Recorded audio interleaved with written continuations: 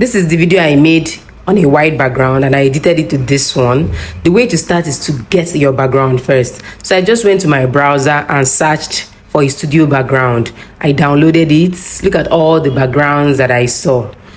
I saw different backgrounds. I just chose the one that I wanted to use and saved it to my phone. Then after that, I headed over to my CapCut app, clicked on new project, went to photos and selected the picture I downloaded. I then dragged it to match with the length of my video.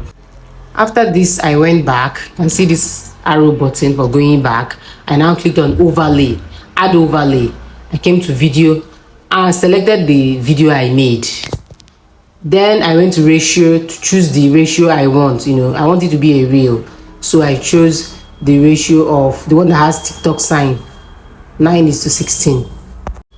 Then I tapped the picture and the video on my screen to adjust it. Anyone you want to work on, you first tap on it down here and then use your two fingers on the screen to expand it. Next, we go to remove background. Anytime you don't see what you're looking for down here, just click on this arrow button to bring out all this stuff. Then just scroll.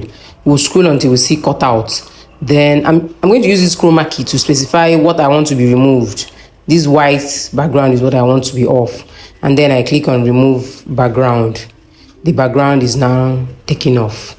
It's going to take a little while, but you'll be patient. As I was waiting for the background, I adjusted a few things like brightness, contrast, exposure, temperature, and stuff like that. You add, reduce, just any way that makes your video look better. You will be seeing it as you do it. Next, I went to test and used auto caption. So automatically I got a caption for my video, but then everything can't be correct, so I still manually clicked on it and edited it, edited some of the words and changed the style to my taste. So this is just basically it. You can always use CapCut to enhance your video. Please like this video so that other people who need this can see it. Also, don't forget to subscribe. Thank you.